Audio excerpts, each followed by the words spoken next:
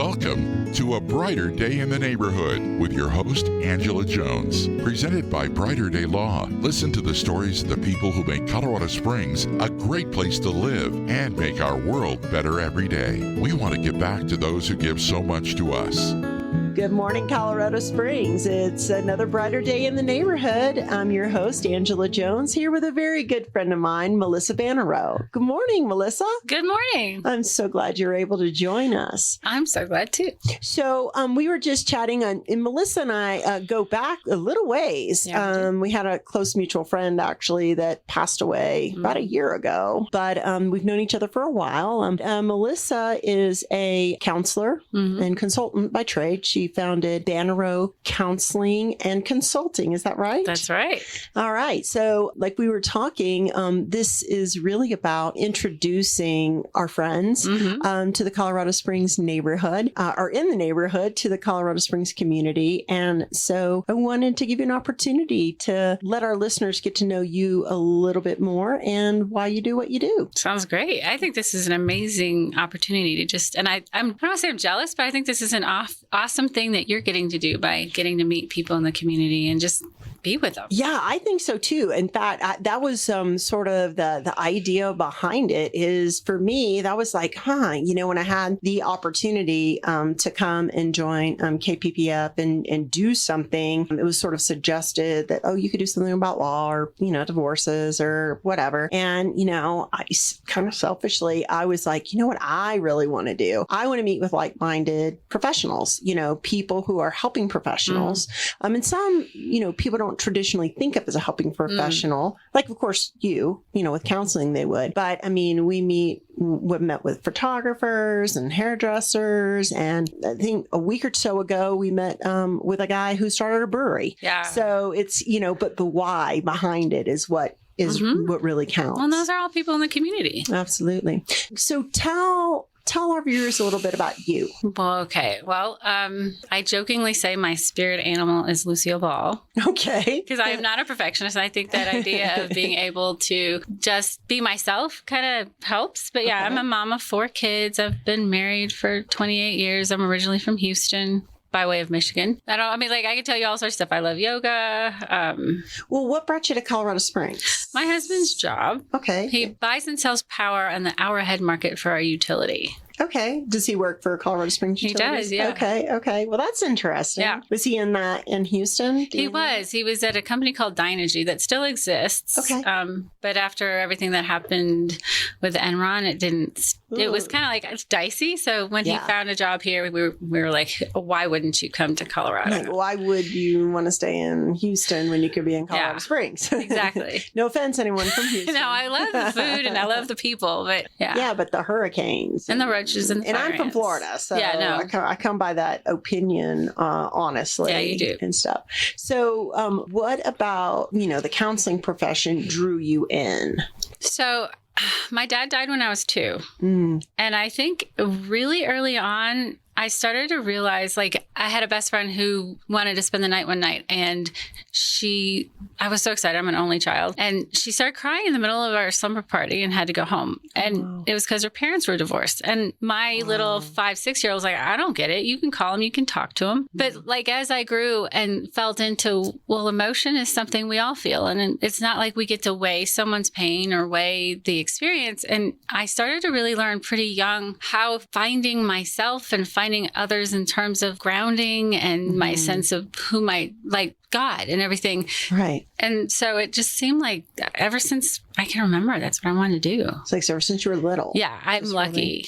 Yeah. No, that's neat. Well, there's a couple things that, what you were describing is brought up for me. One is the grief aspect. And I think I'd like to come back to that because I was actually thinking when I learned that you were coming on with us, that I was like, that would really be something to delve into. Because you and I have actually worked together professionally, meaning you were a counselor to me in a grief period. So there was that part, but also that whole aspect of what you just said, which I think is like, you can't really judge other people's emotions. No. And I read something this morning. I read every morning as part of my morning routine. And I was, reading through something and went and checked sort of my social media jazz. And someone had put on social media, oh, you think you're worried about this thing that's happening in your life or that thing that's happening in your business. And well, I got this, text from a friend of mine yesterday where her child was, in the middle of sort of a school shooting, or at least a school shooting incident, like scare. And like, you don't have any real problems. This lady has real problems. Put it into context. And on the one hand, I understood that, like, guys, the things that you're dealing with every day are not life and death. They're things that are just part and parcel of what we do, especially as business owners. But the other part of that, so I got that, and that was the point. But there was that part of me that was like, and I think probably from our work, kind of going, the fact that your pain is worse than my pain doesn't mean I don't have any. Your stress may be more than my stress, but that doesn't mean mine doesn't count. So can you speak into that a little bit? Absolutely. I mean, what you just described to me, it reminds me of Brene Brown when she talked about daring greatly. There's these armors that we can put up. And it sounds very almost vulnerable to say this is what happened the other day. But at the very same time, it's like this push away. And that's not how we connect. I mean, we all have pain, and it's in our brokenness that when we lean in and go, oh man, that's hard. It isn't about fixing it. It's about being seen. I think of like those beautiful, I don't know why I just thought about those Japanese pottery where they're cracked and we put the gold. Right. Yeah. Instead of hiding the cracks. Right. Or we don't also want to go, oh my gosh, like my crack's bigger than yours. But like, oh, can I help you fill that crack? Can I, I don't know. How does it land for me to say that? Right. No, I think that, yeah. I mean, I might say, hey, my gold's bigger than yours. But I mean, I've been called bougie more than once. So maybe that's just perspective. No, but I think it is real important, especially in the business context, that efficiency coaches are people who are trying to, help you move to the next level. And I've been reading this book called Winning. And I don't remember the author's name. I could definitely look it up, but wrote a book called Relentless as well.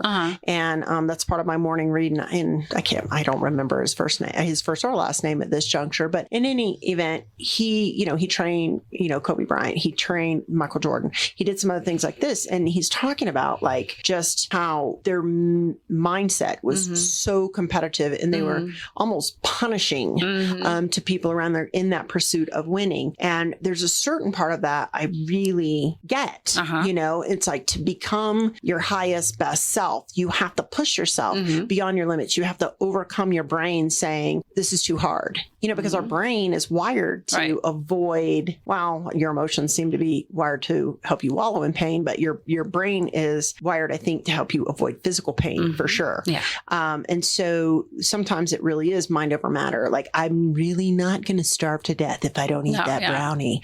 You know what I mean? But on the flip side, where do we draw that line where compassion exists? Right. Well, and I honestly think it's interesting when we feel actual connectivity versus I'm a good basketball, like that example you're talking about. If I really know we're really in this together, my ability to cope with pain is actually stronger than if I'm trying to just like fake it till I make it. That sense of you with me actually helps me bear my pain in a much more coping manner. Well, the story that I read through this morning was where there was like a new player and he, had done taken 5 Red Bulls so that he'd come out really impressed Jordan on the court. And the guy ended up pushing himself so hard, he essentially blacked out, had a heart attack, something. And so they were looking after him, trying to revive him. They eventually was revived. And, he looked up, saw, Michael Jordan looking down at him, and Michael Jordan more or less said, hey man, you okay? And the kid's like, oh yeah, man, I'm straight, And Michael's like, okay, well, get him off my court. I got a game to win. And I thought it was interesting that Michael did first attend to his teammate. Like, he didn't go, just get him off the court. He did attend to that part, but it was that drive that he knew, or that greatness that he saw in Michael Jordan, you know, that really caused him, notwithstanding even the, medical emergency that he'd just been through, to kind of still want to be on his game. Yeah. So I think it's fascinating. I just, do you work with people a lot that are sort of in that, have that tension? It's interesting. I work with a lot of people that they're just at that edge. Like they're feeling, but they keep just kind of staying at that edge. And the more they really feel into themselves and really are feeling more like they can feel seen by me and then someone else, because even feeling really seen at first is kind of scary. All of a sudden they are able to take something like that. And almost, it's like, I think of that. I mean, how many kids didn't grow up somehow feeling like they knew him? And there's a sense of that knowing that it's that knowing. It's there is a respect and there is, oh my gosh, he's amazing. But there's also that sense of knowing someone. And the more we know ourselves, and that's where I'm able to help people kind of move away from that sense of, one of my clients, I was asking her what she thought at her closing session. And she's like, I felt like I was in the back of a cave. And I was like, wait, it's like she was saying to me, I was way on the outside. And she's like, now it's like we're sitting in the cave together and there's like this warm fire. And even when I'm not with her, she feels like she can be with herself and she can be with others in such a different way that it helps her to get to that next level of all sorts of things. That sometimes it's like, instead of having to just like spitball it, right, there's a sense of, I got this, even if I fall, because life isn't all about getting it perfect. Right. Well, and it kind of reminds me of like, and I don't know if I'll use these terms and see what you think about it. This tension between being a human being and a human doing. Yes, absolutely. Absolutely. And I think it's so, I don't know, I feel like even there's a sense sometimes, even for therapists, where I even worked with a therapist, as soon as I started to feel a good feeling, okay, what do you want to work on now? That's doing. And I'm like, no, I need you to be with me even in this good feeling. And when we can be in even, and it's wild, I've learned so much now about the nervous system. Like we talk about the fight flight and we talk about that rest and digest. Well, there's this middle place that when we're able to move in and out of them, so I can be more in that being because I spend time in the morning meditating. And then when I want to do and be playful, which comes through core emotion, like I can't be creative and playful unless I've moved through emotion instead of sat in anxiety. Right. But all of a sudden, I have that edge of being able to be in that little sympathetic, but still in that ventral vagal. And it's so much more rich than just going through the motions. Got you. And do you think, so is this sort of that tension hardwired in us then? You know, I really don't. I think what's hardwired in us is fight flight. I think that growing up, most of our parents had no clue how, when we felt, to be like, oh, yeah.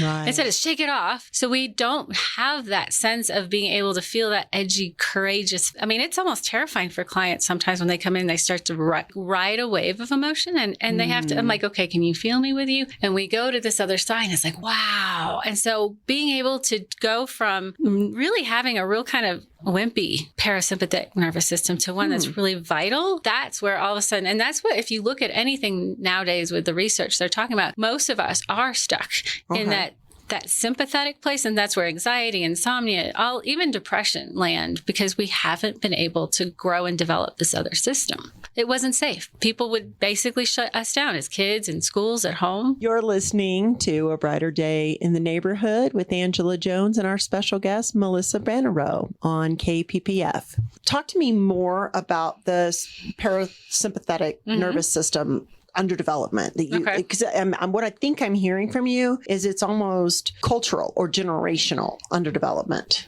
I would say culturally and generationally, but it's an actual physical thing. I can't think my parasympathetic nervous system into being. I have to actually do things to tone it, to actually, like when you're in a room and you hear 5 soothing things, but one scary thing, someone whose nervous system's not toned, they're just going to go to that scary sound versus, oh, it's mainly safe. I'll be okay. Okay. But it is definitely something that our culture has. I mean, you know, you need to have, when you take care of kids, education, food, a roof, but emotional security, emotional awareness versus emotion phobia. I mean, right. Yeah. So I know that you've started to work in an area called accelerated experiential dynamic psychotherapy. Yeah. Right. AEDP. Yes. Tell me more about that. So it's one of the most amazing therapies. We actually have watched people, like we when we supervise each other, we watch tape.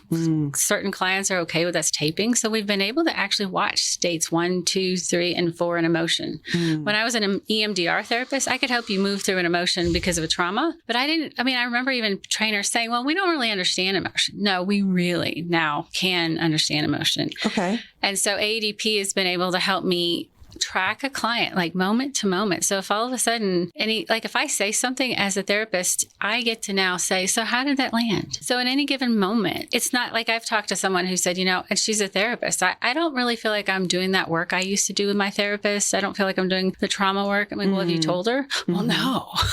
And it's like those conversations feel scary until we create that space. Right. And when I say, Lily, I just asked that, how does it land? And I will share stuff about myself, but then I say, so how did it feel that I shared that about myself? So there's that space, like, I don't want to know anything about you versus, well, how does it feel to know your event, your life impacts me and I do feel sad? Right. I will tell you, sometimes it felt weird.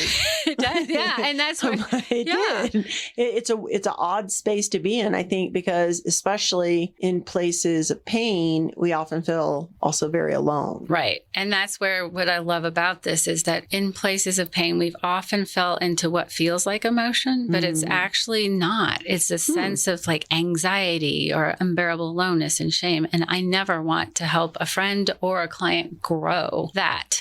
When we grow an emotion, it's sadness, it's joy, it's anger. When we ride those waves, we end up in this place of creativity and courage. But if all of a sudden it feels scary because the big times when you felt that someone shamed you or was like, what's wrong with you? We can't necessarily get there right away. And that's why I have to track real, like, I'm seeing you feel sad, or like I'll literally say, look, I feel like something just came over your face. What's going on? And if, oh my gosh, it feels like you're watching me. Well, we're not going to go any further. Right. And also, does it feel like I'm with you or I'm just sitting over here watching you? Because if it feels like I'm just watching you, we're not going there. We have to co-regulate, not you just sit there, feel it alone. And so what caused you for you that it became important for you to transition from the EMDR to doing the AEDP?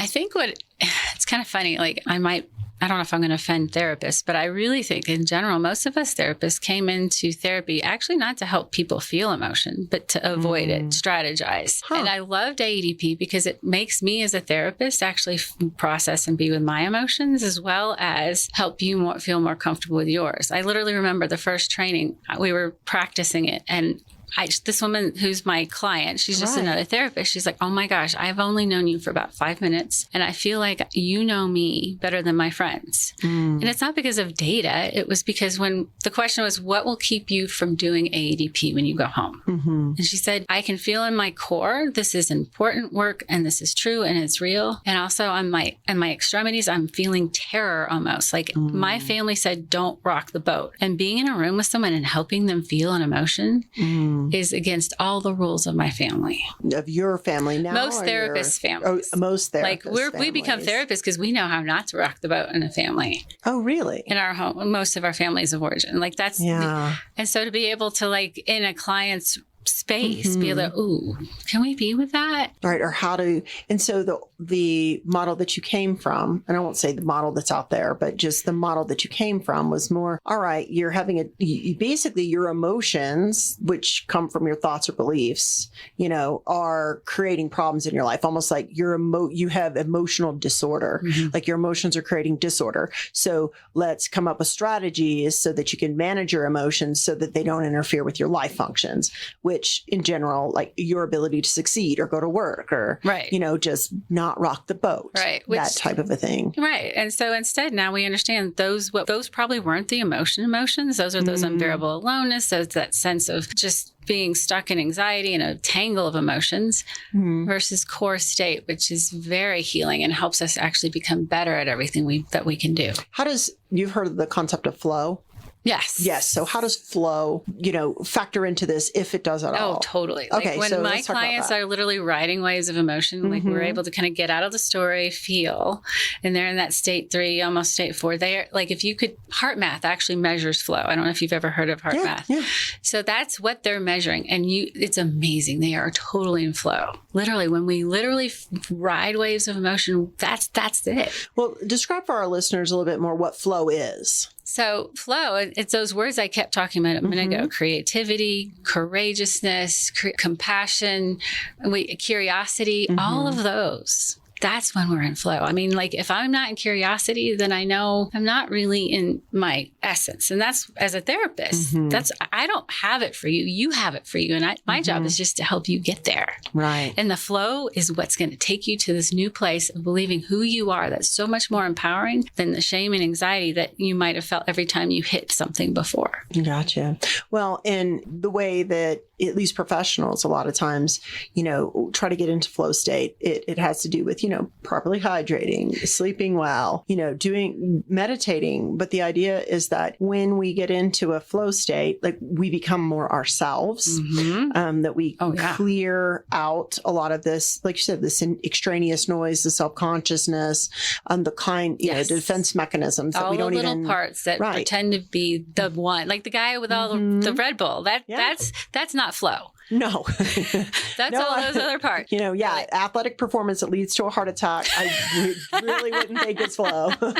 Right. But it's in those spaces that our productivity shoots through the roof. Like you can get more done, exponentially more done when you're in a flow state. Oh, absolutely. And it's sort of like this, tyranny of the urgent. We get busy, and, we're just trying to make it through, and even emotionally. And that's kind of where I'm thinking where these may tie together is a lot of times we're so busy coping. We're so busy just trying to deal with, like you said, emotion management rather than getting in, feeling what we feel. And just being with it. And just going, okay, this is, without judgment, but it's tough. It's tough. It's tough. When it's, and part of it is we are meant to co-regulate. If I'm feeling an emotion and you're in the room with me, and you don't have to be my therapist, you can just be a friend. Together, we have this ability, our nervous systems link, and we can handle so much more emotion than if I'm all alone. Okay. So tell me, if you can describe sort of what that looks like co-regulation, what does that look like in practical terms? So in practical terms, the best example is when you look at a mother and baby. There's some really cool now research that they literally will track a mom and baby and go so slow that if you're watching it at first, you think mom's literally just baby shows something, mom looks over there. Baby smiles, mom coos. Now they've slown it down so much that every once in a while, mom reacts before baby even does things. And it's a dance. It's this beautiful dance. And when we're in the rhythm, kind of like you and I are right now, it's this back and forth, and we're full more in our body, and we're able to even finish each other's sentences, but it's like, oh, you interrupted me. It's not there because we're dancing. Right. Yeah. And that's interesting too, because at least I, for one, because I'm a quick thinker, I tend to with my friends we roll over each other in conversation, and it doesn't feel like interrupting. But there's other times when even if I'm trying to agree with someone, it feels to them like interrupting, or vice versa. And that's like that clue that you aren't linked. And to just name it. Ooh, I'm sorry. It probably felt like I just stepped on your toe. Right. And that's the cool thing. What I'm learning now in therapy is that when I mess up, step on your toe like that, we call it a rupture. Okay. And I was in the midst of a training once, and someone's like, so what if I try this with my client and it creates a rupture? And the trainer's like, that's awesome. You want to, because the best thing in any relationship is the repair. If there's never a rupture, there's no repair. And when I mess up and I own it to you and go, oh man, Angela, I screwed up. That sense of trust and that sense of flow is even more immense the next time we do something. Right. Because there was an opportunity for repair. That's interesting, because the other day, and it was completely unintentional, I hurt the feelings of one of my staff members. And, I was actually joking around, and I was like, girl, blah, blah, blah, blah, blah. And she was like, the next day she was tearful. And I'm like, what's going on? And you were yelling at me yesterday. And I was just I was shocked that that's how it landed with her, because I didn't mean it that way. But I think just because of the work that I've done with you, and, just also having enough life experience, rather than needing to tend to how I felt, I was able to kind of meet, oh my goodness, wow, you're feeling hurt. And, I can see that, stressed you out, and that, believe me, that wasn't my intention. And I'm very, I was sorry. I never want to cause hurt and cause distress, especially because, I know that she's very, very much a friend to me, meaning she's for me. You know what I mean? Absolutely. And she's devoted herself to helping me succeed. And so we were able to, kind of repair that. But I discussed it with my whole team. And then after the fact, I got a little choked up. I got like overwhelmed with the emotion because I didn't, in that moment with her, I didn't really feel that the emotion that went with having hurt somebody, because I was trying to tend to her. Yeah. But at the time when I was sort of describing it, I felt it myself. And it was, and then I was like, oh, did I screw up as a leader? Should I be getting kind of misty or tearful Not in at front of my all. team? But again, there's that tension. There's that tension of leaders or people you admire are steely and they keep pushing forward. And I know even like female attorneys, a lot of times, it's almost like they adopt a harder edge to offset this idea that women are emotional, like that's a bad thing. Yeah. Well, and I think even the fact that one, you could read her to notice, that means you already know her. You already have a little bit of that going on. And on top of that, you've clearly created that sense of not just Steely. When you check in with her, she's real and she can tell you. Well, I do have that personality though, still. There's no getting away from that. No. And that's that beautiful thing of when Right. it's fun and it's big and we're playing. Right. And that's the thing. It doesn't matter if we didn't mean it, to be able to make space and just. Well, exactly. It's kind of in the way I conceptualize that is like, hey, I may not have meant to crash my car into you, and it doesn't mean your car wasn't damaged. Right. You know what I mean? We own it and we move forward. I mean, damage is damage. Right. Like you said, that rupture is the rupture. Right. Even if we didn't mean to cause it. And it's really great to know there's ways to repair that. Well, I can't even believe that we're almost at the end of our time together. I want to give you an opportunity to let our listeners know how they can get in touch with you. Okay. I have a website. It's my name, which I hope will be on the site since it's hard to spell, but it's MELISSABANNEROT.com. And they can find my number that way too, which everything's on the website. Yeah. Well, thank you so much for joining us here today. It's been a real pleasure. I feel like I've gotten like the most, this is like, I've got my own little session. Okay. And actually, I think I'm going to sign up. I'm going to call you and we'll sit in for some ADEP together. Well, thank you. So thank you for joining us for another Brighter Day in the Neighborhood. We're here every Sunday. Until the next time, have a brighter day. This has been A Brighter Day in the Neighborhood, presented by Brighter Day Law. Heard every Sunday at 11 a.m. on KPPF, 98.5 FM, 1040 AM, and 95.7 FM. Listen to the companion podcast on Podbean. Brighter Day Law are an experienced and qualified team of divorce and family law attorneys. Their aim is to help you get through that emotional and challenging time of divorce and other family disputes. The mission of Brighter Day Law is to compassionately help families resolve their disputes with personalized legal representation while keeping the best interest of the entire family at heart. Their attorneys handle all kinds of family law cases, including child custody, divorce, high-asset divorce, mediation, and alimony. Brighter Day Law, compassionate counsel in dark and stressful times. 225-4493 or at brighterdaylaw.com.